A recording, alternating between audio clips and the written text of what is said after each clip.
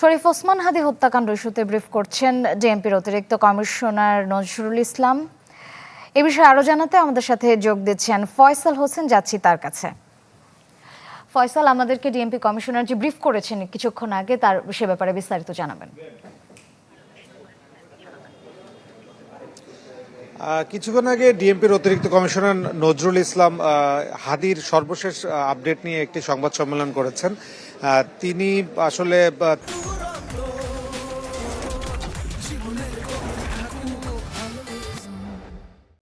অর্থাৎ ডিএমপির পক্ষ থেকে আনুষ্ঠানিকভাবে আজকে জানানো হয়েছে যে হাদীর যে সম্ভাব্য হত্যাকারী দুজন ফয়সাল এবং আলমগীর, তারা ভারতে পালিয়ে গিয়েছেন। এটা তারা আনুষ্ঠানিকভাবে আজকে স্বীকার করেছে ডিএমপি। আর এই ঘটনায় 11 জন গ্রেপ্তার আছে বলে তিনি জানিয়েছেন। একই সাথে আমরা প্রশ্ন করেছিলাম যে এই ঘটনার পেছনে আসলে কাদের কারণ থাকতে পারে। কারণ হচ্ছে হাদীর হত্যাকাণ্ড দেখে যেটা স্বাভাবিকভাবে সবার ধারণা যে এটার পেছনে কোনো মাস্টার মাইন্ড কেউ থাকতে পারে। তো সেই বিষয়ে তারা বলেছেন যে 5 আগস্টের পর যারা রাজনৈতিকভাবে ক্ষতিগ্রস্ত হয়েছেন সেই দল বা সেই গোষ্ঠীটাই আসলে হাদীকে হত্যা করতে পারে। একই সাথে আমাদের প্রশ্ন ছিল যে হাদী বিভিন্ন রাজনৈতিক দল এবং বিভিন্ন দেশ সম্পর্কে, আমাদের পার্শ্ববর্তী অনেক দেশ সম্পর্কে বিভিন্ন বিরূপ মন্তব্য করেছেন বিভিন্ন সময়। তো সেই ক্ষেত্রে এই হত্যাকাণ্ডের সাথে তার কোনো যোগসূত্র থাকতে পারে কিনা।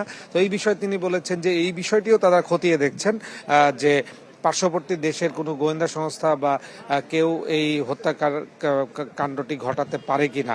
সব বিষয়ে আসলে তারা তদন্ত করে দেখছেন। তবে এখন পর্যন্ত তারা এই সময়ের তদন্তে তারা একটা বিষয় উপনীত হতে পেরেছেন যে 5 আগস্টের পরে যারা ক্ষতিগ্রস্ত রাজনৈতিক দল বা গোষ্ঠী, তারাই এই হত্যাকাণ্ড ঘটাতে পারে।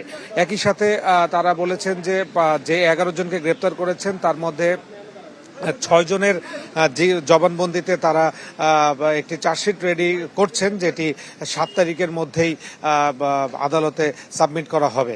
তো এই ধরনের কিছু তথ্যই আজকে পুলিশের পক্ষ থেকে জানানো হয়েছে হাদীর হত্যার ইস্যুতে।